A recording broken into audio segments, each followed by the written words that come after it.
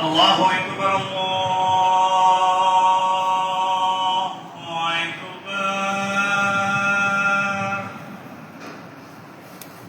أشهد أن لا إله إلا الله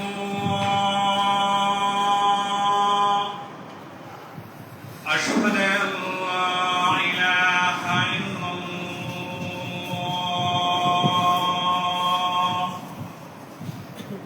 أشهد أن محمدا رسول الله أشهد أن محمدا رسول الله حي على الصلاة حي على الصلاة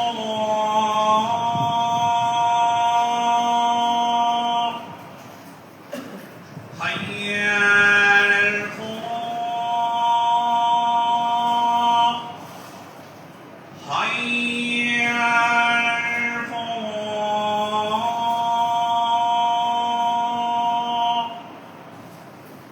الله أكبر الله أكبر لا إله إلا الله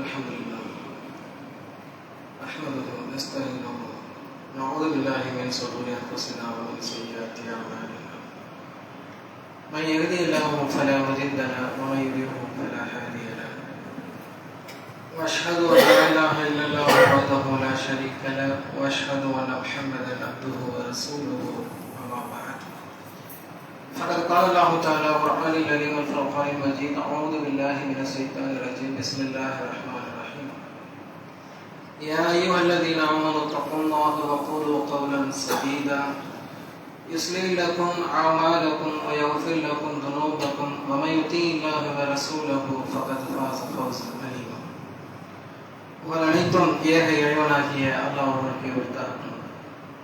அவருடைய சாந்தியும் சமாதானமும் நபிகள் நாயகம் ஸல்லல்லாஹு அலைஹி வஸல்லம் அவர்கள் மீதும் சத்திய சஹாபாக்கள் சஹாபிய பெண்களின் நல்ல இமாம்கள் மற்றும் நம் அனைவர் மீதும் என்றென்றும் நின்று நிறைவேற்றுவார். மனிதன் உயிர் வாழ்வதற்கான அடிப்படை தேவைகளில் ஒன்று உணவு. உணவு இல்லாத வாழ்வை நம்மால் கற்பனை செய்ய இயலாது. மனிதன் மாத்திரமல்ல, இந்த உலகில் படைக்கப்பட்ட எந்த உயிரினமாக இருந்தாலும் அவற்றிற்கு உணவு என்பது அத்தியாவசியம். மனிதர்களில் சிலர் நினைப்பார்கள், மகான்கள், ஞானிகள், அவுலியாக்கள் போன்றவர்களெல்லாம் உணவு உண்ணாமல் நீண்ட நெடிய காலம் இறை தியானத்திலே வாழ்ந்து கொண்டிருக்கிறார்கள் என்று சொல்வார்கள். அப்படி அல்லாஹ் எந்த மனிதனையும் படைக்கவில்லை. நபிமார்களை குறித்து அல்லாஹ் சொல்லும் பொழுது வமா ஜஅல்னாஹும் ஜஸதன் லா யஅகுலூன தஆம், உணவு உட்கொள்ளக்கூடிய உடலாகவே தவிர அவர்களை நாம் படைக்கவில்லை என்று அல்லாஹ் கூறுகிறார். மனிதர்களில் புனிதர்கள் நபிமார்கள். நபிமார்கள் தான் இறைநேசர்கள். அவர்களை விட சிறந்த அவுலியாக்கள் கிடையாது. அப்படிப்பட்ட நபிமாராக இருந்தாலும் உணவு உட்கொள்ளக்கூடிய உடலாகத்தான் அவர்களையும் நாம் படைத்து அனுப்பியிருக்கிறோம் என்று அல்லாஹ் சொல்கிறான் என்றால் உணவு அனைவருடைய அத்தியாவசியம். அதிகபட்சமாக மனிதன் உணவு இல்லாமல் ஒரு வாரம் அல்லது 10 நாட்கள் தாக்கு பிடிக்கலாம். அதற்கு மேல் மெல்ல மெல்ல மனிதன் தன்னுடைய மரணத்தை தழுவக்கூடிய சூழல் ஏற்படும். இந்த உணவு என்பது நமக்கு எங்கிருந்து கிடைக்கிறது, யார் தருகிறார், உணவை எப்படி பயன்படுத்த வேண்டும், எப்படி பயன்படுத்தி கொண்டிருக்கிறோம் என்பதை பற்றி சிந்திக்க வேண்டிய கடமையும் பொறுப்பும் ஒவ்வொரு மோமினின் மீதும் இருக்கிறது. அல்லாஹ் தன்னுடைய திருமறையில் அல்லாஹ் சொல்கிறான், அஃபலா யன்துரூன இன்சான அலா தஆமி, மனிதன் தன்னுடைய உணவை குறித்து சிந்திக்கட்டும் என்று அல்லாஹ் அழகான ஒரு செய்தியை சொல்கிறார். சற்று யோசித்து பாருங்க, நமக்கு முன்னால் வைக்கப்பட்டிருக்கக்கூடிய உணவு எத்தனை விதமான உணவுகள் இருக்கிறது. அரிசி எடுத்துக்கொண்டா அரிசியில பல நூறு வகை, கோதுமையில் எடுத்துக்கிட்டா அதுல பல நூறு வகை, காய்கறிகள், பழங்கள், கீரைகள், மாமிசங்கள், கடலில் இருக்கக்கூடிய பசுமையான இறைச்சிகள் என்று உணவை பட்டியலிட்டால் பட்டியல் நீளுமே தவிர உணவு பட்டியல் முடியாத அளவுக்கு நமக்கு முன்பாக அவ்வளவு உணவுகள் வைக்கப்பட்டிருக்கிறது. மனிதன் தன்னுடைய தேவைக்கு தகுந்தாற் போல, தனக்கு ஏற்றார் போல, தன்னுடைய ருசிக்கு தகுந்தாற் போல கிடைக்கக்கூடிய உணவுகளை சமைத்து மாற்றி உண்ணக்கூடியவனாகவும் இருக்கிறான். இது எங்கிருந்து கிடைக்கிறது? அல்லாஹ் சொல்றான், அல்லாஹ் சபபுனல் மா சப்பா சும்ம ஷக்கத்தினல் அருள ஷக்கா. நாமே வானிலிருந்து மழை நீரை பொழிவிக்கிறோம், பின்னர் பூமியை முறையாக பிளந்தோம் என்று அல்லாஹ் சொல்லுகிறான். வானத்திலிருந்து அல்லாஹ் மேகத்தின் மூலமாக மழை நீரை தருகிறான். அந்த மழை நீரை அல்லாஹ் தஆலா பூமியுடைய மேற்பரப்பில் ஏந்தி கொள்ளக்கூடிய அட்சய பாத்திரமாக ஆறுகளை, ஏரிகளை, கண்மாய்களை, குளங்களை அல்லாஹ் படைத்திருக்கிறான். அது போகவன்றி பூமியின் மேற்பரப்பில் இருக்கக்கூடிய நம்முடைய கண்களுக்கு புலப்படாத துளைகளின் மூலமாக அவற்றை நிலத்தடி நீராகவும் அல்லாஹ் பூமிக்கு கொண்டு சேர்க்கிறான். அப்படி அல்லாஹ் சேர்ப்பதன் மூலமாகத்தான் நமக்கு விளைச்சல் கிடைக்கிறது. சற்று யோசித்து பாருங்கள், பூமி முறைக்கும் முழுமைக்கும் நாம பயன்படுத்தக்கூடிய டைல்ஸ், மார்பிள்ஸ் மாதிரி வெறுமனை கட்டாந்தரையாக இருந்தால் தண்ணீர் உள்ளே செல்லுமா அல்லது தண்ணீர் தேங்கி இருக்குமா? தண்ணீர் விரைவில் ஆவியாகிவிடும். தண்ணீர் உள்ளேயும் செல்லாது. அப்ப மேற்பரப்பில் தண்ணீர் தேங்குவதற்கான வாய்ப்பையும் பூமிக்குள்ளே தண்ணீர் தேங்குவதற்கான வாய்ப்பையும் அல்லாஹ் ஏற்படுத்தி தருகிறான். அதன் மூலமாகத்தான் அல்லாஹ் நமக்கு தேவையான தாவரங்களை, கனிகளை தருகிறான். ஃபம்பத்னா ஃபீஹா ஹப்பா வ இனப வ கல்பா வ ஸைத்தூன வ நஹலா வ ஹதாயிக உல்பா வ ஹாகியத அப்பா மத்தாஅல் லக்கும் வ லிஅன்ஆமிக்கும். உங்களுக்கும் உங்கள் கால்நடைகளுக்கும் தேவையான தானியங்களையும், தாவரங்களையும், புல் பூண்டுகளையும், ஒலிவ மரத்தையும், தோட்டங்களையும், பேச்சங்களையும், அடர் தீவனங்களையும் அனைத்தையும் நாம் உங்களுக்கு உருவாக்கி தருகிறோம் என்று அல்லாஹ் சொல்லுகிறான். அல்லாஹ் வானிலிருந்து மழை நீரை பொழிய வைத்து அந்த மழை நீரை தேங்கக்கூடிய அட்சய பாத்திரமாக பூமியை அமைத்து பூமிக்கு மேலாக நாம விதையை தூவும் பொழுது அந்த விதை தன்னுடைய வேர்க்காலிகளின் மூலமாக நீரை பெற்று வளர்வதன் மூலமாகத்தான் நீங்களும் உண்ணுகிறீர்கள். உங்களோடு இருக்கக்கூடிய அந்த கால்நடைகளும் வளர்வு உண்ணுகிறது. அந்த கால்நடைகள் கொடுத்த நிலை அடையும் போது அந்த கால்நடை அறுத்து நீங்களும் உண்ணுகிறீர்கள்.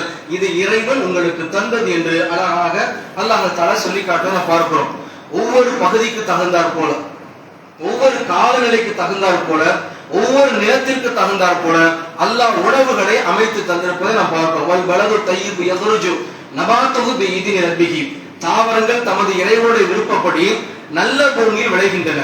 கெட்ட பூமி அற்பமானதை தவிர எதுவும் விளைவதில்லை. அல்லாஹ் இங்க கெட்ட பூமி, நல்ல பூமி என்று நல்ல மனிதன், கெட்ட மனிதனை வைத்து அல்லாஹ் சொல்லல. நல்ல பூமினா விளைச்சலுக்கு தகுந்த பூமி அர்த்தம். பூமியோட எல்லா பரப்பும் விளைச்சலுக்குரியதா? பாலைவனங்கள் அதிகமா இருக்காது, அது எல்லாம் கெட்ட பூமிங்க. பாலைவனத்தை பொறுத்த மட்டும் அதிகமான தாவரங்கள் இருக்காது. அதே மாதிரி பாறைகள் அதிகமான தாவரங்கள் இருக்காது. இது மாதிரி இடங்களில் என்னது தாவரங்கள் முளைக்காது. தாவரங்கள் முளைக்க வேண்டும் என்பதற்காக அல்லாஹ் ஏற்படுத்தி வைத்திருக்கக்கூடிய நிலங்களில் தான் அல்லாஹ்வுடைய அனுமதியை கொண்டு தாவரங்கள் விளைகிறது. இன்றைக்கு நாம என்ன பண்ணுவோம்? விவசாயத்துல நன்சை புன்சை என்று வளர்த்திருக்கிறோமா இல்லையா? அல்லாஹ் அந்த அறிவையும் அதற்கேற்றார் போல நிலங்களை நமக்கு தந்திருக்கிறார். இப்ப ஆற்று நீர்ப்பாசனம் இருக்கிறது, ஏரி நீர்ப்பாசனம் இருக்கிறது. அதிகமான நீர்ப்பாசனம் உள்ள இடத்துல பார்த்தோம்னா எந்த தாவரத்திற்கு அதிகமா நீர் தேவை அது விளையும். இப்ப இந்த மாவட்டத்தை எடுத்துக்கொள்ளுங்க, பெரியார், வைகை என்று சொல்லக்கூடிய ஆறுகள் ஓடுகிறது. நீர்ப்பாசனம் இருக்கிறது. அதுக்கு தகுந்தாற் போலதான் வாழை, அதே மாதிரி நெல்லு, கரும்பு இவையெல்லாம் விளைகிறது. இவையெல்லாம் அதிகமாக நீர் தேவைப்படக்கூடிய தாவரம். அப்ப நீர் தேவைப்படக்கூடிய தாவரத்தை நீர் இருக்கக்கூடிய பகுதியில் அல்லாஹ் விளைவித்து தருகிறான். சில தாவரங்களுக்கு குறைவாக நீர் போடும். அதையெல்லாம் எங்க விளைகிறது? நீரை பெற்று தரக்கூடிய, வெளியிலிருந்து எடுத்து வரக்கூடிய சொட்டு நீர் பாசனம் மூலமாக அல்லது வானம் பார்த்த பூமியாக இருக்கக்கூடிய புன்சை நிலங்களில் அவை விளைகிறது. இப்ப நாம பயன்படுத்தக்கூடிய சிறு தானியங்கள் அனைத்தும் அந்த பகுதியில் தான் விளைகிறது. மிளகாய் அங்கேதான் விளைகிறது, பருத்தி அங்கேதான் விளைகிறது. அப்ப இவை எல்லாம் தண்ணீர் குறைவாக தேவைப்படக்கூடிய தாவரங்களை தண்ணீர் எந்த நிலத்தில் குறைவாக இருக்கிறதோ அந்த நிலத்தில் அல்லாஹ் விளைவித்து தந்துவிட்டு நமக்கு சொல்லுகிறான், குலு மிர் ரிஸ்கி ரப்பிக்கும், உங்களுடைய இறைவனுடைய உணவை நீங்கள் உண்ணுங்கள். யாருடைய உணவு அப்படிங்கிற அல்லாஹ் இறைவனுடைய உணவு. வஷ்குரு லஹு, அவனுக்கு நீங்கள் நன்றி செலுத்துங்கள். மனிதன் எப்படி நினைக்கிறான்னா, கையில காசு இருந்தா உணவை வாங்கிக்கலாம், கடையில போய் மளிகை கடையில போய் ஜாமான் வாங்கிட்டு சமைச்சு சாப்பிடலாம், அல்லது உணவகங்கள்ல போயினது வாங்கி உணவை கொண்டு கொள்ளலாம். கையில காசு இருந்தா போதும் உணவு கிடைக்கும் என்று மனிதன் நம்புகிறான். அல்லாஹ் சொல்லுகிறான், அப்படியெல்லாம் இல்லப்பா, கையில காசு இருந்தாலும் காசு இல்லாட்டினா தெரியுதா, நான் நாடவில்லை என்றால் உனக்கு உணவு கிடைக்காது. ஏன்? உணவு என்னிடம் இருந்து கிடைக்கிறது. ஒரு பருவமழை பொய்த்து போனது என்றால் அதற்கடுத்து தொடர்ந்தாக இரண்டாவது பருவமழை பொய்த்து போனது என்றால் மனிதன் அல்லாஹ்விடம் கையேந்த வேண்டிய நிலைதான் இருக்கும். எங்கே போக முடியும்? பெட்ரோலை மனிதன் உண்ண முடியுமா? அல்லது தங்கத்தை மனிதன் உண்ண முடியுமா? மனிதன் அச்சடித்த நாணயங்களை காகிதங்களை மனிதனால் உண்ண முடியுமா? இவையெல்லாம் மனிதன் உருவாக்கியது, மனிதனால் உருவாக்கப்படுகிறது. ஆனால் தண்ணீர் என்பது அல்லாஹ்விடம் இருந்து பெறக்கூடிய அருள்கொடை. அந்த தண்ணீர் இல்லாமல் விவசாயம் இல்லை. மனுஷன் என்ன நினைச்சாலும் சரிதான், அவன் விதையை போட்டு காத்திருக்கிறமே தவிர அல்லாஹ் நாடி தண்ணீரை பொழிவித்தால் தான் தண்ணீரை பாய்ச்சி விவசாயம் செய்ய முடியும். விவசாயம் செஞ்சாதான் வேண்டிய காலத்தை அறுவடை செஞ்சு பழங்களாக, கீரைகளாக, காய்கறிகளாக நாம் உண்ண முடியும். அதை உண்டு வளரக்கூடிய ஆடு மாடுகளை நாம் அறுத்தன பண்ண முடியும், உண்ண முடியும். அப்ப இறைவன் சொல்லுகிறான், இது என்னுடைய உணவு, நான் தரக்கூடிய உன்னுடைய உணவு. உன்னுடைய அறிவால் நீ பெற்றது அல்ல, உன்னுடைய திறமையால் பெற்றது அல்ல, உன் மூலமாக நான் தருகிறேனே தவிர நீயாக அதை உருவாக்கவில்லை. எனவே கையில காசு இருந்தா போதும், என்னிடம் இருக்கக்கூடிய பொருளாதாரத்தை வைத்து நான் உணவை வாங்கி விடுவேன் என்று மனிதன் நினைப்பது ஆகத்திலும் ஆக மிகப்பெரிய தவறு. இது இறைவன் புறத்திலிருந்து மனிதனுக்கு கொடுக்கப்பட்ட, மனிதனால் உருவாக்க முடியாத ஒரு அருட்கொடை. விதையை மனுஷனால் உருவாக்க முடியுமா? எந்த விதையுடைய மூலத்தை உருவாக்க முடியுமா? மனுஷனுடைய அறிவு என்ன தெரியுமா? உலகத்தில் ஏற்கனவே இறைவனால் படைக்கப்பட்ட ஒன்றை இன்னொன்றாக மாற்றுவது மனுஷனுடைய அறிவு. மரத்தை மேசையை ஆக்கலாம், சிலிக்கான செல்போனை மாற்ற முடியும். ஆனால் என்னது, மனுஷனால சிலிக்கான உருவாக்க முடியுமா? மனுஷனால மரத்தை உருவாக்க முடியுமா? இறைவன் படைத்திருக்கக்கூடிய எந்த ஒன்றையும் மனிதனால் படைக்கவே இயலாது. என்னதான் அவன் தன்னுடைய அறிவை செலுத்தினாலும் சரிதான், இந்த பூமி மண்டலத்தை விட்டு விண்வெளிக்கு அவர் சென்றாலும் சரிதான், மனிதனால் இறைவன் படைத்த ஒன்றில் சென்றதை கூட, சிறியதை கூட அவனால் படைக்க முடியாது. படைக்கப்பட்ட ஒன்றை வேறொன்றாக தன்னுடைய தேவைக்கு தகுந்தாற் போல மாற்றிக்கொள்ளக்கூடிய அறிவுதான் மனிதனுக்கு இருக்கே தவிர தான் உருவாக்காத ஒன்றை, எதை நம்பி எதை சார்ந்து மனிதன் வாழ்ந்திருக்கிறானோ, எதை மனிதனுக்கு இறைவன் வழங்கி இருக்கிறானோ அதை வீணடிக்கக்கூடிய உரிமை, அதிகாரம் மனுஷனுக்கு இருக்கா? நாமளே ஒரு பொருளை உருவாக்குறோம், அதை வீணடிக்க முடியுமா? அது வீணடிச்ச சரி நம்ம சொல்லுவோமா? நான் தான் உருவாக்குறது, நானே போட்டு மிதிப்பேன் சொல்லுவோமா? என்னடா அப்படி காசை போட்டு வாங்கிட்டு நீயே போட்டு மிதிக்கிற கேள்வி கேட்போமா இல்லையா? அப்ப நான் உருவாக்கிய ஒன்றை வீணடிப்பதற்கு எனக்கு அதிகாரம் இல்லை என்று சொல்லும் பொழுது, உருவாக்காத ஒன்றை இன்றைக்கு மனிதர்கள் மிக சாதாரணமாக வீணடிக்கக்கூடியவற்றில் முதன்மையான இடம் எது தெரியுமா? இந்த உணவு தான். ஏன்? எல்லாருக்கும் உணவு அவசியம், எல்லாருக்கும் அடிப்படை. ஏழையா இருந்தாலும், பணக்காரர் இருந்தாலும், சிறு குழந்தையா இருந்தாலும், பெரியவர்களாக இருந்தாலும் உணவு என்பது மனுஷனுடைய அடிப்படை.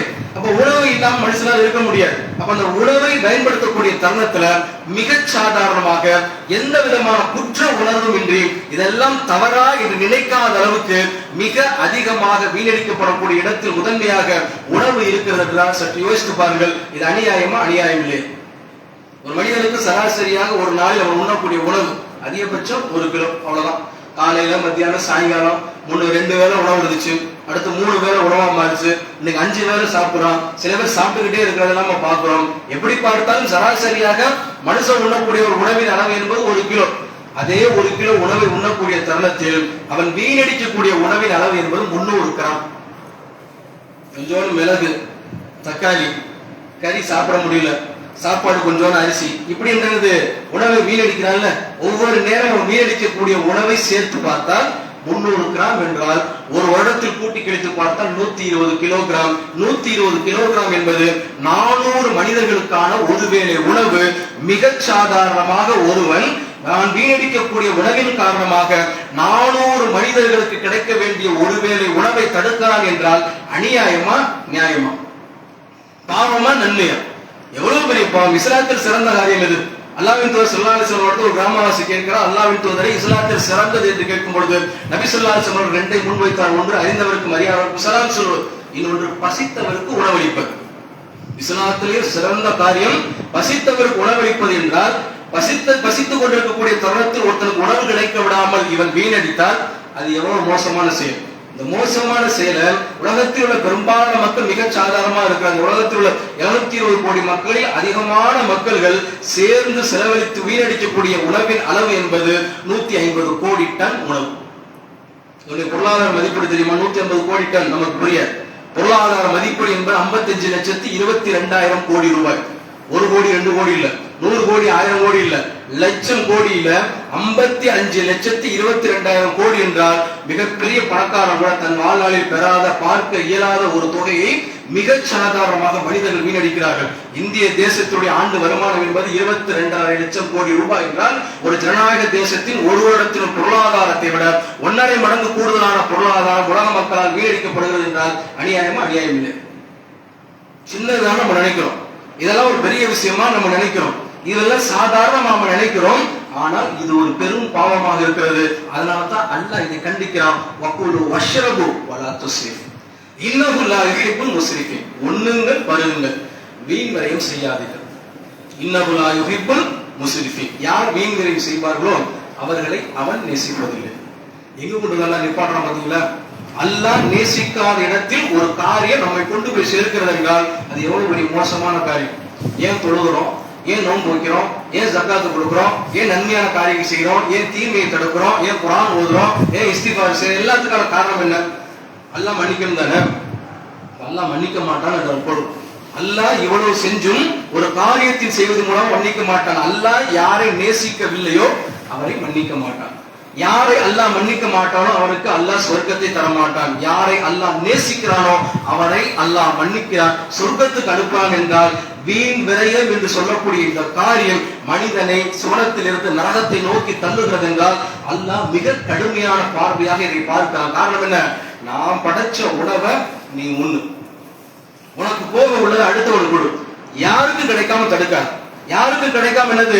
நீ அதை வீண்விரயம் செய்யாத, உனக்கு அது அதிகாரம் இல்லை. அடுத்தவருக்கு கிடைக்க வேண்டிய உணவை தடுப்பது என்பது மிக பெரிய பாவம். அதனால் உன்னை நான் என்ன பண்றேன், நேசிக்க மாட்டேன் என்று அல்லாஹ் சொல்லுகிறான். என்றால் இதில் கவனம் உடையவர்களாக நம்ம இருக்க வேண்டுமா இல்லையா? ரொம்ப சாதாரணமா வீடுகளில் இருந்து நம்ம என்னது எல்லா இடங்களிலும் மிக சாதாரணமா உணவு வீணடிக்கப்படுது. குழந்தைக்கு உணவு ஊட்டுவாங்க, உணவு ஊட்டும் பொழுது நிறைய உணவு வீணாய், அதை பற்றி அக்கறையே இருக்காது. பிள்ளைகள் ஆரம்பத்தில் சாப்பிட ஆரம்பிக்கும், அந்த பிள்ளைகள் சாப்பிட ஆரம்பிக்கும் பொழுது என்னது உணவை வீணடிப்பாங்க. அப்ப அந்த பிள்ளைகளுக்கு அறிவுரை சொல்லுவதில்லை. அப்படியே வளரக்கூடிய பிள்ளை உணவை வீணடிக்கக்கூடியவனா தான் வளருவான். நபிகள் நாயகம் ஸல்லல்லாஹு அலைஹி வஸல்லம் அவர்கள் பார்க்கிறாங்க, உமர் ஒரு சின்ன பிள்ளை அழகா என்னது உட்கார்ந்து சாப்பிடுறது, கையை உழப்பிக்கிட்டு இருக்கிறாங்க. உமர் என்று சொல்லக்கூடிய ஒரு சின்ன பிள்ளை, அவர் சின்ன பிள்ளைக்கு உரிய விதத்துல உழப்பிக்கிட்டு இருக்கிறார். நபி ஸல்லல்லாஹு அலைஹி வஸல்லம் கூப்பிட்டு என்ன பண்றாங்க, உமர் இங்க வா, முதல்ல பிஸ்மில்லா சொல்லு, வலது கையில் சாப்பிடு, உன் கைக்கு அருகில் இருந்து உணவு எடுத்து சாப்பிடுங்க. பிஸ்மில்லா சொல்லணும், அல்லாஹ் கொடுத்தா அல்லாஹ்வுடைய பெயர். வலது கையில் சாப்பிடுவது நாகரிகம், ரசூலுல்லாஹ் கற்றுத்தரா. மூணாவது, ஏன் ரசூலுல்லாஹ் கிட்ட இருந்து சாப்பிட சொல்றாங்க? தள்ளி இருந்து நீ எடுத்தேன்னா உணவு சிந்திடும், உணவு சிந்திச்சுன்னா வீணாயிடும், வீணாகி விடக்கூடாது என்ற அக்கறையின் காரணமாக சின்ன பிள்ளைக்கு நபி ஸல்லல்லாஹு அலைஹி வஸல்லம் பாடம் எடுக்கிறாங்கன்னா நம்ம வீட்டு பிள்ளைகளுக்கு உணவு உண்ணக்கூடிய தருணத்துல இதை சொல்லிக் கொடுக்கணும். உணவு என்பது அல்லாஹ் கொடுத்ததுமா, நாம உருவாக்கல, இதை நாம வீணடிக்க கூடாது. நம்ம வீணடிச்சோம்னா இன்னொருத்தருக்கு கிடைக்காம போயிடும். அதான் நம்ம என்ன பண்ணுவோம், நல்லபடியாக சிந்தாம சிதறாம நம்ம சாப்பிடணும் என்று நம்ம பிள்ளைகளுக்கு சொல்லி கொடுத்து வளர்க்கணும். நாமளும் சிந்தாம சிதறாம சாப்பிடணும், பிள்ளைகளுக்கும் அந்த பக்குவத்தை வளர்க்க வேண்டும். ஒருவேளை அதை மீறி சிந்திரிச்சுனா, இதையும் ரசூலுல்லாஹ் கவனிக்கிறார். ஒருத்தர் உணவு உண்டு கொண்டிருக்கிறார், உண்ணும் போது சிந்திரிச்சு. உங்களில் ஒருவர் உணவு உண்ணும் பொழுது கவலவாய் உணவு கீழே விழுந்து விட்டால் அதை ஷைத்தானுக்கு விட்டு விடாதீர்கள், சுத்தம் செய்து சாப்பிடுங்க. முதல்ல சாப்பிடக்கூடிய இடம் சுத்தமா இருக்கணும், அதான் மிக முக்கியமான விஷயம். எந்த இடத்துல நம்ம சாப்பிட்டாலும் நம்ம எந்த இடத்தில் சாப்பிடுகிறோமோ அது உணவு என்னது பெரிதோ சிறிதோ, அல்ல உயர்ந்த உணவு சாதாரண உணவு, அதெல்லாம் மேட்ச் கிடையாது. நம்ம சாப்பிடக்கூடிய இடம் உணவு என்னது சுத்தமா இருக்கும், நம்மளும் சுத்தமா இருக்கணும், உட்கார்ந்து சாப்பிடணும், சிந்தாம சாப்பிடணும். ஒருவேளை சிந்திருச்சுன்னா சீச்சி இதை நான் எப்படி எடுக்கிறது நம்ம நினைக்க கூடாது. ரசூல் என்ன சொல்றாங்க, அதை எடுத்து சுத்தம் செய்து சாப்பிடு. நீ சுத்தம் செய்யாமல் அதை அப்படியே விட்டுட்டேன்னா அது வீணாகி போயிடும், இன்னொரு மனிதனுக்கு கிடைக்காம போயிடும். இது என்ன அசிங்கமா நம்ம நினைச்சக்கூடாது. இது இன்னொரு மனிதனுக்கு சேர வேண்டியதா இருக்கணும், இல்லது தனக்கு சேர வேண்டியதா இருக்கணும். நபிகள் நாயகம் ஸல்லல்லாஹு அலைஹி வஸல்லம் கவனித்து சொல்லுறார் என்றால், இன்னும் ரசூலுல்லாஹ் சொல்றாங்க, நீங்கள் உணவு உண்டு முடித்து விட்டால் தட்டை வலித்துக் கொள்ளுங்கள், விரலை உறிஞ்சிக் கொள்ளுங்கள். ஏன் ரசூலுல்லாஹ் சொல்லணும்? தட்டை வலிச்சு உண்ணாம தட்டில் அப்படியே உணவோடு வச்சுக்கிட்டா வீணாக்கும். உன் விரல்ல உணவுகள் இருக்கலாம், உணவு பருக்கள் இருக்கலாம், அதோடு நீ கையை கழுவிட்டா வீணாகி போயிடும். அப்படி செய்ய அந்த தட்டை வலிச்சு ஒண்ணு விரலை உறிஞ்சி கொள்ளுனா நம்ம சமூக மக்கள் பல நாகரிகம் பார்த்து இதை செய்யறது. 4 பேருக்கு முன்னாடி ஒரு ஹோட்டல்லையோ அல்லது ஒரு கல்யாண வீட்லயோ சாப்பிடும் பொழுது அது எப்படி இலையை வலிச்சு சாப்பிடுறது, நம்மளை பார்த்து ஒருத்தர் என்ன பண்றாங்க, ஏன்னா சோத்துக்கு செத்தவனா இருப்பாங்களோ இலையெல்லாம் வலிச்சு சாப்பிடும் அப்படி அசிங்கமா நினைச்சிருவானோ அப்படின்னு மக்களுடைய பார்வைக்காக அப்படியே விட்டுட்டு வர்றதை நம்ம பார்க்கிறோம். அப்படி செய்யக்கூடாது, நல்லா வலிக்கணும். இலையா இருந்தாலும் தட்டா இருந்தாலும் நல்லா வலிச்சு சாப்பிட சொல்றாங்க. சொல்ல கொஞ்சம் கூட வீணடிக்க கூடாது. உன் விரல்ல கூட உணவு இருந்துடக்கூடாது, அது வீணாகி விடக்கூடாது. நபி ஸல்லல்லாஹு அலைஹி வஸல்லம் கவனிக்கிறார்கள்னா அல்லாஹ்வின் தூதர் ஸல்லல்லாஹு அலைஹி வஸல்லம் அவர்கள் தன்னுடைய கடைசி காலத்தில் வறுமையில் வாழ்ந்தவர்கள், பசி என்பதை அறிந்தவர்கள், தன்னுடைய சமூக மக்கள் பசி என்பதை நபிகள் நாயகம் ஸல்லல்லாஹு அலைஹி வஸல்லம் அவர்கள் அறிந்தவர்கள். அதனால் எந்த மனிதனும் பசியால் பாதிக்கப்பட்டு விடக்கூடாது என்ற அக்கறையில் நபிகள் நாயகம் ஸல்லல்லாஹு அலைஹி வஸல்லம் அவர்கள் இந்த இறை செய்தியை சொல்லுகிறார்கள் என்றால் நமக்கு முன்மாதிரி தானே. தொழுகையில் மாத்திரம் ரசூலுல்லாஹ் முன்மாதிரி, நோன்பில் மாத்திரமா ரசூலுல்லாஹ் முன்மாதிரி, ஜகாத்தில் மாத்திரமா ரசூலுல்லாஹ் முன்மாதிரி, நம்முடைய வாழ்க்கையில் அனைத்து விஷயங்களும் நபிகள் நாயகம் ஸல்லல்லாஹு அலைஹி வஸல்லம் அவர்கள் முன்மாதிரி என்று சொல்லும் பொழுது, உணவு உண்ணக்கூடிய தருணத்தில் நான் என் திறமையால் அறிவால் உருவாக்காத இந்த உணவை அல்லாஹ் எனக்கு தந்திருக்கான், அதை நான் உண்டு பிறருக்கு தருவேனே தவிர எந்த அடிப்படையும் அதை வீணாக்க மாட்டேன் என்று நாகரிகமாக நாம சிந்தாமல் சிதறாமல் உணவை உண்ணணும், நம்முடைய பிள்ளைகளுக்கு சொல்லிக் கொடுக்கும்.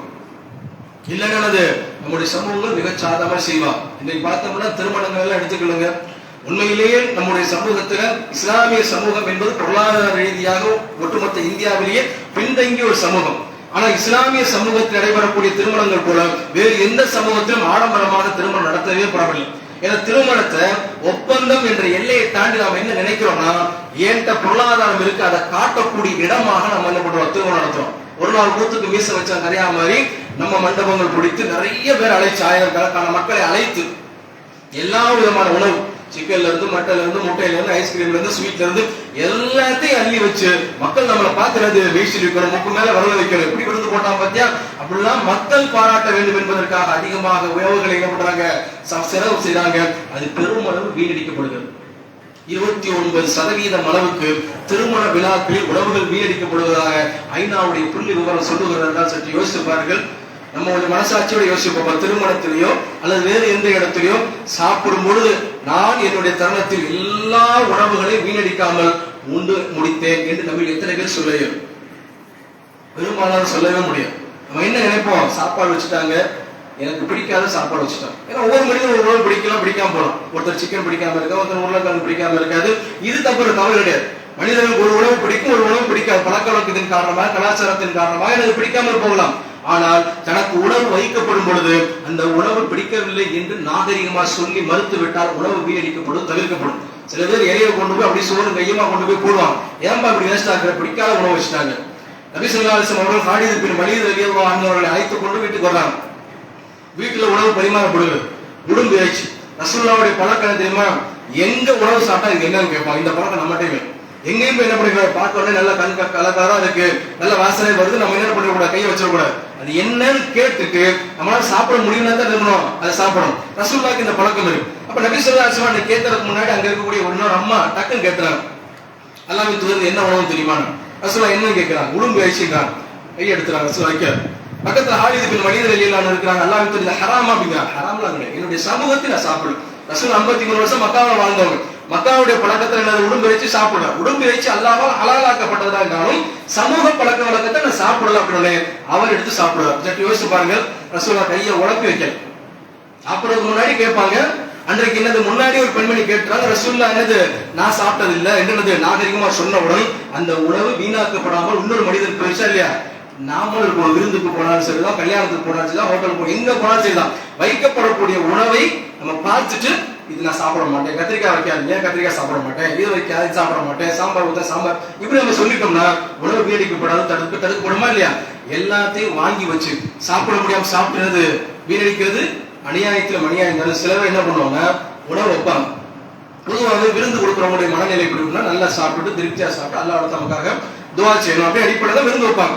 அப்படி வைக்கக்கூடிய தருணத்துல நமக்கு எவ்வளவு போதும் தெரியுமில்ல, அதை நம்ம கவனிச்சு போனா எனக்கு இதுக்கு மேல சாப்பிட மாட்டேன் அப்படி நம்ம என்ன பண்ணணும், நாகரிகமா சொல்லிட்டோம்னா வீணடிக்கப்படாது. சில பேர் எப்படி சொல்றது நினைச்சு பண்ணுவாங்க, வைக்கிறதா வாங்கிடுவாங்க. சாப்பிட முடியாம சாப்பிட்டுட்டு கறி இலைஞ்சு ஒரு கொண்டு வருது குப்பை தொட்டியில் கொண்டு போய் கொடுக்குறோம். நீங்க நல்லா கவனிச்சு பாருங்க. அடுத்த முறை ஏதேனும் ஒரு திருமணத்திற்கு நீங்க செஞ்சீங்கன்னா குப்பை தொட்டி, திருமண மண்டபத்தில் வைக்கக்கூடிய குப்பை தொட்டியை போய் பாருங்க. வைக்கப்படாம ஏதாவது ஒரு இலையை எடுத்து பாருங்க. நம்ம இஸ்லாமிய கல்யாணத்துடைய அந்த இலையை எடுத்து போய் பாருங்க. திருமணத்தில் நடக்கக்கூடிய இலையை எடுத்து பாருங்க. கறி சோறு இருக்கும். அந்த கறிக்கு தான் அவளை சண்டை போட்டுருப்பான். கறி வைக்கல, சோறு வேகல, அது சரியில்லை, இது சரியில்லை, எல்லா குறையும் சொல்லிவிட்டு கறியும் சோறுமா கொண்டு போய் குப்பையில போட்டிருப்பான். அந்த குப்பையில் இருக்கக்கூடிய எச்சில் உணவை எடுத்து சாப்பிடக்கூடிய ஒரு கூட்டம் நம்ம நாட்டுல இருக்கா இல்லை? நம்ம சாப்பிடுவோமா? நம்ம பிள்ளை உழைப்பு வச்ச சோறை சாப்பிடுவோமா? கணவன் மீதம் வைத்த சோறை மனைவி சாப்பிடுவாங்க, மனைவி மீதம் வச்ச சோறை கணவன் சாப்பிடுவாங்க. ஹைஜீனி பாக்குறோமே, ஐயோ எதாலுமே அப்படி நாம் இன்னைக்கு பார்க்கிறோம்னா யாரோ எச்சில் வைத்த உணவை குப்பை தொட்டியில் போட்டிருக்கக்கூடிய நிலையிலும் கூட அதை எடுத்து ஒரு மனிதன் உண்ணுகிறான் என்றால் உயிர் வதை அவளை தள்ளுகிறது. பசி, உயிர் போயிடும். பசி வந்தா பத்தும் போகும். ஏன் சொல்றான்? மானம், மரியாதை எல்லாம் ஏன்? பசி, உயிர் வாழணும், வேற வழி இல்ல. அது எங்க கிடைச்சாலும் போகும் என்று நாம் நினைக்கிறான் என்றால் அல்லாஹ் அந்த இடத்தில் நம்மை கொண்டு வந்து சேர்த்து எவ்வளவு நேரம் மனுஷன் நினைக்கிறான் நான் பெரியார், யாரும் அசைக்க முடியாது. அல்லா நாடுனா ஒரு நிமிடம் தானே, ஒரு நொடி தானே. அல்லாஹ்வுடைய விஷயத்துல அந்த வைதாக்கல அம்ரா, ஒரு விஷயத்தை அவன் நாடி நடக்க வேண்டும் நினைத்தால் அவன் என்ன சொல்லுவான்? ஃபயக்கூன் ஃபயக்கூன், பொண்ணுன்னு சொல்லுவான். உடனே முடிஞ்சிருச்சு, ஆகிவிடும். அல்லாஹ் நாடி நீ என்ன அநியாயம் பண்ணுகிற, உணவை கொடுத்திருக்கிறான், அசால்ட்டா வீண்வரை செய்ய சொல்லி அல்லாஹ் கையேந்தக்கூடியவன் நம்மை மாற்றி விடுவதற்கு ரொம்ப நேரம் ஆகாது. அந்த இறையச்சம் நம்ம இடத்தில் வேணும். யாரோ ஒரு மனிதன் அந்த இடத்தில் இருந்து எடுத்து சாப்பிடுகிறான் என்றால் அதற்கு காரணமானவனாக நான் மாறிவிடக்கூடாது. கொஞ்சமே கொஞ்சம் மனிதாபிமானம், கொஞ்சமே கொஞ்சம் இறையச்சம் இருந்து அந்த காரியத்தை செய்ய மாட்டோம். நம்ம நாட்டில் 20% அதிகமான வறுமை கோட்டு கீழே இருக்கலாம். புள்ளி விவரம் சொல்லுவேன். 20% என்று சொன்னா கிட்டத்தட்ட 140 கோடி மக்கள் இருக்கிறாங்க. 28 கோடி மக்கள் வரைக்கும் வறுமை கோட்டில் இருக்கிறானா, ஒருவேளை உணவு கிடைக்காமல், ஒரு ஆடைக்கு மறு ஆடை இல்லாமல், அதே ஒரு ஓலை குடிசையை பிடித்து அதற்கு என்னது வாடகை கொடுப்பதற்கு மக்கச்சோழர்களாக பிளாட்பாரத்தில் வாழக்கூடிய மக்கள்கள் நம்மை சுற்றி 28 கோடி மக்கள் இருக்கானா, அவனுக்கு முன்னாடி நம்ம உணவை வீணடிச்சானா அவன் அல்லாஹ் எடுத்து கையேந்த மாட்டானா? இறைவா எனக்கு உணவு இல்லாமல் இருக்க, இதோ உணவை கொண்டு போய் குப்பையில கொட்டுதான் என்று பாதிக்கப்பட்டவன், பாதிப்பை ஏற்படுத்தியவன் அந்த இடத்துக்கு அல்லாஹ்விடத்தில் பிரார்த்தனை செய்தால் அந்த பிரார்த்தனை ஏற்கப்படுமா, மறுக்கப்படும்? பாதிக்கப்பட்டவனின் பிரார்த்தனைக்கும் அல்லாஹ்வுக்கு மத்தியில் எந்த திரையும் இல்லை என்று நபிகள் நாயகம் ஸல்லல்லாஹு அலைஹி வஸல்லம் சொல்லும் பொழுது உணவை கை வைக்கக்கூடிய தருணத்தை நம்ம யோசிக்கணும். ஒவ்வொரு வருஷமும் வேர்ல்டு ஹங்கர் இண்டெக்ஸ் என்று சொல்லக்கூடிய ஒரு பட்டியல் வெளியிடப்படும். 2 தனியார் நிறுவனங்கள் எந்த நாடு பட்டினியில் குறைவான மக்கள் கொண்ட நாடு, எந்த நாடு அதிகமான பட்டியல் மக்கள் கொண்ட நாடு பட்டியல் இருப்பாங்க. ஒவ்வொரு வருஷம் போடுவாங்க. கடந்த 2025 123 நாடுகள்ல பட்டியல் போடுறான். அந்த 123 நாடுகள்ல இந்தியாவுடைய இடம் 102வது இடம். அதாவது அதிகமான பட்டினியால் வாழக்கூடிய மக்களை கொண்ட தேசமாக இந்தியா இருக்கிறது. ஒன்றிய அரசு சொல்லுகிறது இந்தியா வளர்கிறது, இந்தியா ஒழுகுகிறது, எல்லாம் பூச்சாண்டி. நம்ம பக்கத்தில் இருக்கக்கூடிய சின்ன நாடு இலங்கை நம்மளை விட பட்டினியில் குறைவான மக்கள் கொண்ட நாடு. நம்ம பக்கத்தில் இருக்கக்கூடிய நேபாளம், வங்காளதேசம் பட்டினியில் குறைவான மக்களை கொண்ட நாடா. பெரிய ஜனநாயகம், பெரிய மக்கள் தொகை கொண்ட நாடு, வளர்ச்சி அடையக்கூடிய நாடு என்று சொல்லக்கூடிய இந்தியா பட்டினியில் அதிகமான மக்களை கொண்ட நாடாக மாறியதற்கு 2 மிக முக்கியமான காரணம். ஒன்று, இங்கு உணவு விநியோகம் தடுக்கப்படுகிறது, அது ஒன்று. இன்னொன்று, உணவு மிகச் சாதாரணமாக வீண் விரயம் செய்யப்படுகிறது. அப்ப வீண் விரயம் செய்யப்படுவதன் காரணமாக, இன்னொரு மனிதனுக்கு கிடைக்க விடாமல் தடுப்பதன் காரணமாக நம்மை சுற்றி பல கோடி மனிதர்கள் உணவு இல்லாம இருக்கானா? கொஞ்சம் யோசிச்சு பாருங்க. பசியோடு படுத்தா தூக்கம் வருமா? எனக்கே ஒரு நாள் கோவத்தை படுத்திருக்கோம். காலையில சாப்பிடல, மத்தியானம் சாப்பிடல, இரவு சாப்பிடல, படுத்து பாருங்க, தூக்கம் வராது. அப்படி எத்தனையோ மனிதர்கள் நம்ம சுற்றி வாழ்ந்து கொண்டுதான் இருக்கிறான். அவன் தான் நம்மகிட்ட வந்து ஐயா சாமி என்னது கேட்டுக்கொண்டு இருக்கிறான். அப்ப நாம யோசிச்சு பார்க்கணும், நம்மை அல்லாஹ் அந்த இடத்தில் கொண்டு வருவதற்கு ரொம்ப நேரம் ஆகாது. நம்ம எந்த தருணத்தில் வீண்வரை செய்து விடக் கூடாது என்ற எண்ணம் இருக்கும். அல்லாஹ் தன்னுடைய திருமறை சொல்றான், வாத்தி தல்குர்பா ஹக்கஹும் வல் மிஸ்கீன வபன சபீலி வலா துபதில் தபதீலா.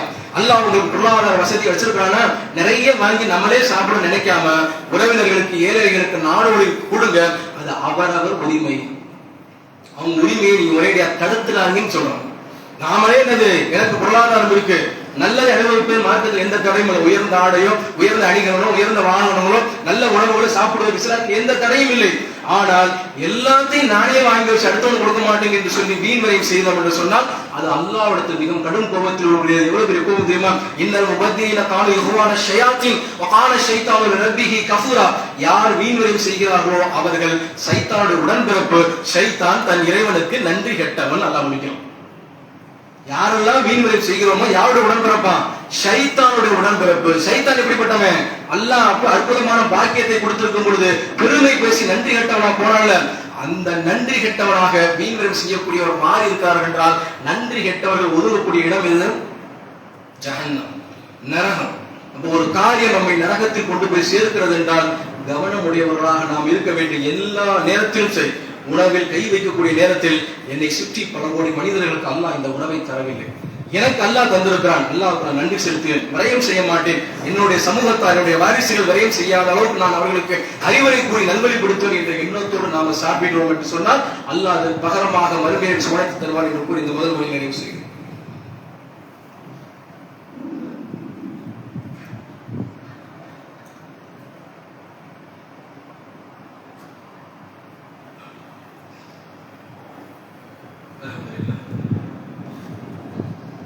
இந்த உணவு அல்லாஹ் தன்னுடைய சமூகத்தின் மீது கொண்ட கருணையின் காரணமாக விளங்குகிறது. அல்லாஹ் உணவுக்காக மனுஷனை படைச்சானா? இல்லை. எல்லாம் மனிதனை படைத்ததற்கான காரணம் அவனை வணங்குவதற்கு தான், பர்பஸ் தான். வணங்கணும்னா உயிர் வாழணும். உயிர் வாழணும்னா மனிதனுக்கு சில தேவைகள் உண்டு. தண்ணீர் அருந்துவது, உணவு அருந்துவது, ஆடை உடுத்துவது, உறவுகள், நண்பர்கள் என்று சொல்லி எல்லா விதமான தேவைகளும் உண்டு. இவை எல்லாம் அல்லாஹ் கொடுத்த அருட்கொடை. அல்லாஹ்வுடைய அருட்கொடைகளை நாம என்ன ஆரம்பிச்சோம்னா எண்ணி முடியாது. அப்படி சுற்றி அவ்வளவு அருட்கொடைகள். இந்த அருட்கொடைகள்லாம் நினைச்சு நாம நன்றி செலுத்தினாலும் காலம் முழுக்க எனது நன்றி செலுத்த முடியாது.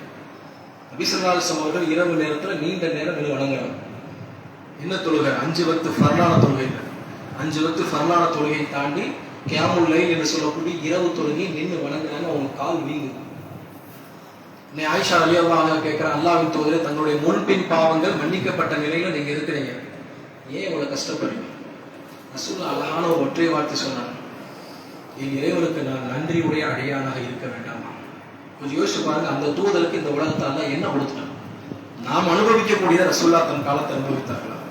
நாம உடுத்தக்கூடிய உடை, நாம பயன்படுத்தக்கூடிய வாகனம், நம்முடைய வீடுகள், இந்த லக்ஸரியான வாழ்க்கையெல்லாம் சற்று யோசிச்சு பாருங்க, இமேஜினேஷன் பண்ணுங்க. இதெல்லாம் ரசூலுல்லாஹ் அனுபவிச்சாங்க. அபூ ஹுரைரா ரலியல்லாஹு அன்ஹு அவர்கள் ஒரு காலத்தில் சொல்றாங்க, ஒரு விருந்துக்கு அழைக்கப்படும் பொழுது அல்லாஹ்வின் தூதர் ஸல்லல்லாஹு அலைஹி வஸல்லம் அவர்கள் கொடுத்த ஒரு பொரித்த காளை கன்று அவங்க சாப்பிட்டதில்லை அப்படிங்கிற தன்னுடைய வாழ்க்கையில அவங்க பார்க்கறாங்க. ரசூலுல்லாஹ் சாப்பிடறாங்க. நபிகள் நாயகம் ஸல்லல்லாஹு அலைஹி வஸல்லம் வாழ்க்கையை நம்ம பார்க்கறோம்ல, 1 மாதம் 2 மாதம் 3 மாதம் கடந்து செல்லும். எங்க வீட்டுல அடுப்பே பத்த வச்சிருக்க மாட்டோம். என்னதான் சாப்பிடுவீங்க? தண்ணீரும் பேரிச்சம். தண்ணீரை பேரிச்சம்பழத்தை சாப்பிட்டு 3 மாசம் ஒருத்தர் வாழ முடியுமா? காலையில வச்ச உணவு நம்ம மத்தியானம் வச்ச ஏத்துக்கோமா? கொஞ்சம் யோசிச்சு பாருங்க. காலையில இட்லி வச்சாச்சு, தம்பி மத்தியானம் சாப்பாடு வைக்கல, இட்லி சாப்பிடும், தூக்கி கொடுக்கும். என்னது காலை வச்ச இட்லியா? அதே இட்லியை திரும்ப நைட்டு கொடுங்க. மத்தியானம் வச்ச சாப்பாடு நம்ம என்ன பண்ண மாட்டோம், நைட்டு சாப்பிட மாட்டோம். காலையில டிஃபனு, நைட்டுக்கு வேற டிஃபனு, மதியானம் லஞ்சு, மற்றவங்க சாப்பாடு. யோசிக்கிறோமா இல்லையா? நாம இப்படி நினைக்கிறோம். நபி ஸல்லல்லாஹு அலைஹி வஸல்லம் அவர்களுக்கு உணவு விஷயத்தில் கூட அவர்களுடைய பல விஷயங்களில் அல்லாஹ் அவர்கள் வறுமையில் தான் தள்ளினான். ஆனா அந்த நபி சொல்றாங்க, அல்லாஹ்வுக்கு நான் நன்றியுடைய அடியானாக இருக்க வேண்டாமான்னு கொஸ்டின் இருப்பாங்கன்னா, இப்ப நம்ம யோசிச்சு பாருங்க. நன்றி என்பது 2 விஷயத்தில் இருக்குது. ஒன்று, இறைவன் தந்தான் என்று இறைவனை புகழ்வது, வழிபடுவது. இன்னொன்று, இறைவன் படைத்தவற்றை நல்ல முறையில் பயன்படுத்தி வீணாக்காமல் இருப்பது. இது இரண்டுமே நன்றி. இதை ரொம்ப கவனம் செலுத்தணும். எந்த படைப்பாக இருந்தாலும் சரி, அல்லாஹ் நமக்கு வழங்கிய எல்லா அருட்கொடைகளுமே வீணாக்காமல் நாம வாழ்ந்தோம் என்று சொன்னால் அவன் வாக்களித்திருக்கக்கூடிய சுவனத்தை நமக்கு தருவான். அப்படிப்பட்ட சுவனத்தை பெறக்கூடிய பாக்கியவான்களாக அல்லாஹ் உங்களையும் என்னையும் ஆக்கி அருள் புரிவான் என்று கூறி 2ஆம் முறை நிறைவு செய்கிறேன்.